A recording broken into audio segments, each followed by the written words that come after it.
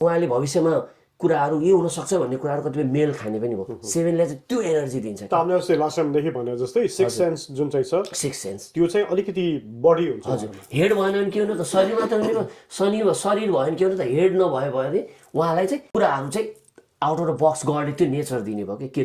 केतुलाई त्यो एनर्जी उहाँमा छ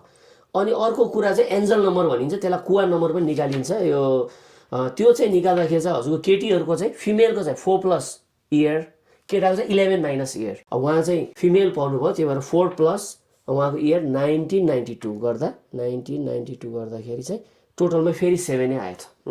भन्छ अब के भयो त उहाँमा 7को एनर्जी अझ बेसी हुने भयो भनेपछि झन क्युरियस झन मोर अब energy she has more energy होइन त्यो रिसर्चमा चाहिँ उहाँको बेस्ट फिल्ड मैले देखेको करियर फिल्डको कुरा गर्दाखेरि चाहिँ इन्जिनियरिङ फिल्डमा लाग्न सक्नुहुन्छ रिसर्च फिल्डमा लाग्न सक्नुहुन्छ टेक्नोलोजीमा लाग्न सक्नुहुन्छ लयर बन्न सक्नुहुन्छ जज पनि बन्न सक्नुहुन्छ टेक्निकल फिल्ड उहाँको पर्फेक्ट आयो यो कम्बिनेसनले चाहिँ होइन अब उहाँको नेम स्पेलिङ हामीले हेर्नुपर्ने हुन्छ अब यो 8 ड्राइभर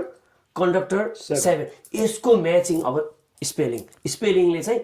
त्यसलाई अलाइन गर्छ हजुरको त्यसले मोर एनर्जी दिन्छ कि यसको त्यसले चाहिँ कन्ट्रोल गर्ने भयो कि सो स्पेलिङ अब मेन पावरफुल हो उहाँको अरू नम्बर हेर्दा 5 नम्बर आयो उहाँको मन्थ 5ले गर्दा सी इज ब्लेस्ड किनभने 5 नम्बर भने चाहिँ तपाईँमा चाहिँ फाइनेन्सियल क्यालकुलेटिभ पर्सन पनि हुनुहुन्छ कि हजुरले you have a good financial planning उहाँको चाहिँ फाइनेन्स फिल्डमा चाहिँ उहाँले प्लानिङ चाहिँ हुन्छ नि काहीँ इन्कम आयो भने त्यो पैसालाई कहाँ लगाउने के गर्ने कुन चिजमा इन्भेस्ट गर्ने उहाँमा चाहिँ एकदम ठुलो अब्बल एनर्जी छ कि यो चाहिँ होइन अनि उहाँको यो फिलअप गर्दाखेरि लोसो ग्रिडमा फिल गर्नुपर्छ हामीले उहाँको date of birth Lo Shu grid भनेको एउटा फर्मेट हो त्यो फिक्स हुन्छ हजुरको on the basis of Lo Shu ग्रिडको रिफरेन्समा चाहिँ उहाँको चार्ट मैले फिल गर्दा